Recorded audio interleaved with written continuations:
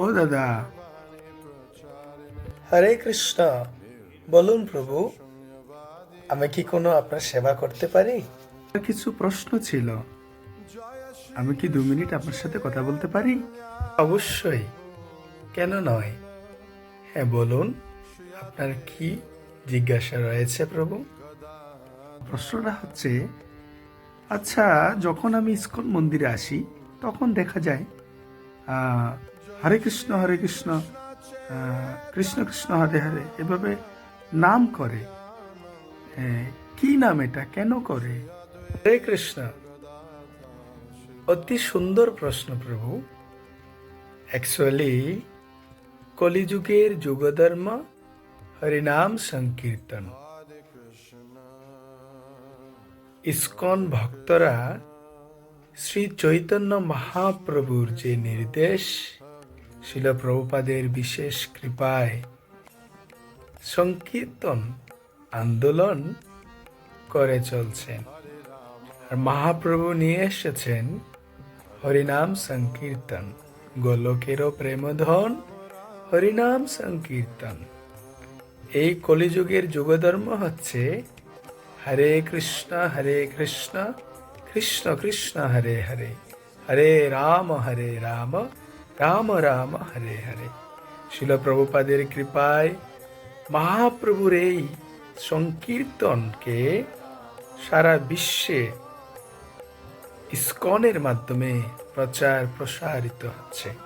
আর এই হরে কৃষ্ণ মহামন্ত্র কীর্তন করার মাধ্যমে আমাদের হৃদয়ের সমস্ত কলুষতা দূর হবে, সমস্ত পাপ থেকে আমরা মুক্ত হব, দিব্য আনন্দ লাভ করতে পারব।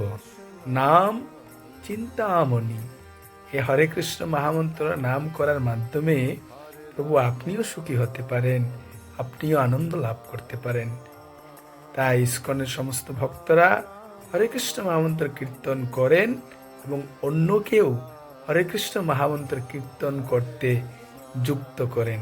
প্রভু আপনিও হরিনাম করতে পারবেন এবং আপনি দিব্য আনন্দ লাভ করতে পারবেন। ও, আরেকটা প্রশ্ন হচ্ছে, যখন দেখা যায় এই যে ইসকন সাধুদের সাথে দেখা হয় তখন তারা বলে হরে কৃষ্ণ, নমস্কার বলে না। তো হরে কৃষ্ণ কেন বলে দাদা? বল প্রভু, আপনার এই প্রশ্নটাও খুব সুন্দর যে ইসকন ভক্তরা কারোর সাথে সাক্ষাৎ হলে হরে কৃষ্ণ কেন বলে, নমস্কার কেন বলে না। খুব সুন্দর প্রশ্ন, আপনার ধন্যবাদ এত সুন্দর সুন্দর প্রশ্ন করার জন্য। তো অ্যাকচুয়ালি কেন হরে কৃষ্ণ বলা হয়? কেননা হরে কৃষ্ণ বলার মাধ্যমে ভগবত স্মরণ হয়। আমি ভগবানের নিত্য দাস আর কৃষ্ণই আমার প্রকৃত প্রভু। এই স্মরণ যেন আমরা সর্বদাই করতে পারি। আর নমস্কার, এই একমাত্র নমস্কার গ্রহণ করার যোগ্য হচ্ছেন কৃষ্ণ। কেননা ভগবতের 34 নং শ্লোকে বলেছেন, মন্মনা ভবমদ ভক্ত মজ্জাজি মাম নমস্কুরু। অর্থাৎ হে অর্জুন, তুমি আমার ভক্ত হও, তোমার মনকে আমাতে নিবিষ্ট করো, আমার আরাধনা করো এবং আমাকেই নমস্কার করো। তো অ্যাকচুয়ালি ভগবানকে যখন আমরা প্রণতি নিবেদন করব, করার সঙ্গে সঙ্গে আমরা সমস্ত পাপ থেকে মুক্ত হতে পারবো। আর এই পাপ গ্রহণ করার শক্তি একমাত্র কৃষ্ণের রয়েছে।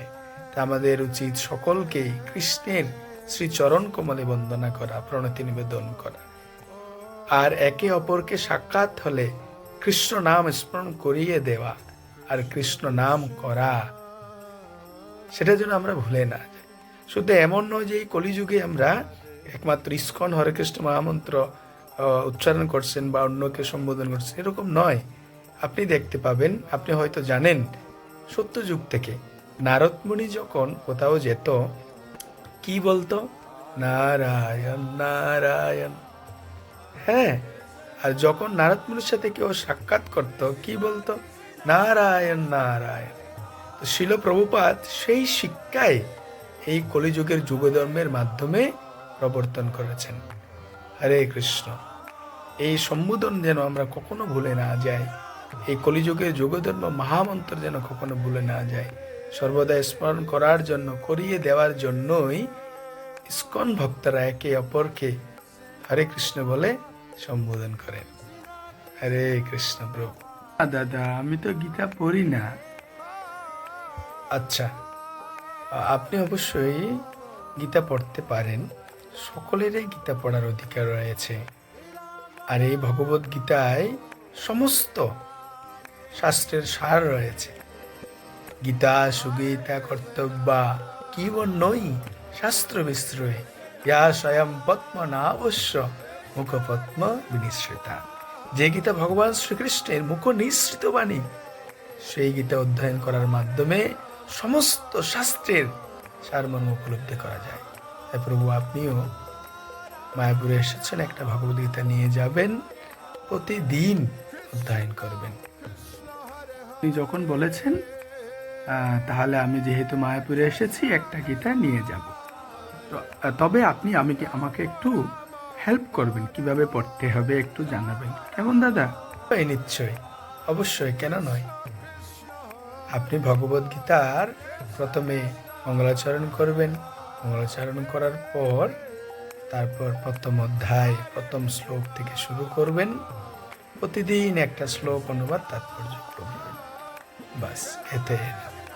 তারপরে পরবর্তী দিন দ্বিতীয় শ্লোক, শব্দের অর্থ, অনুবাদ, তাৎপর্য।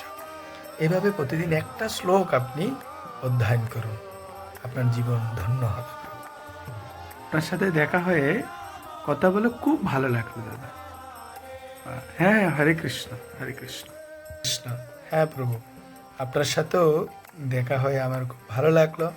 আপনাকে মায়াপুরে আবার সুস্বাগতম। আপনি অবশ্যই পরবর্তীবার আবার মায়াপুরে আসবেন। আসলে অবশ্যই আপনি আমার সাথে যোগাযোগ করবেন। কৃষ্ণ কথা আমরা শ্রবণ কীর্তন করব। এই দিব্য মুহূর্ত খুব আনন্দময়। আপনাকেও অনেক অনেক ধন্যবাদ। হরে কৃষ্ণ। আবার আসবো আপনাদের মায়াপুরে। খুব ভালো লাগলো আপনার সাথে মিট করে। অনেক অনেক ধন্যবাদ আপনাকে। হরে কৃষ্ণ। হরে কৃষ্ণ।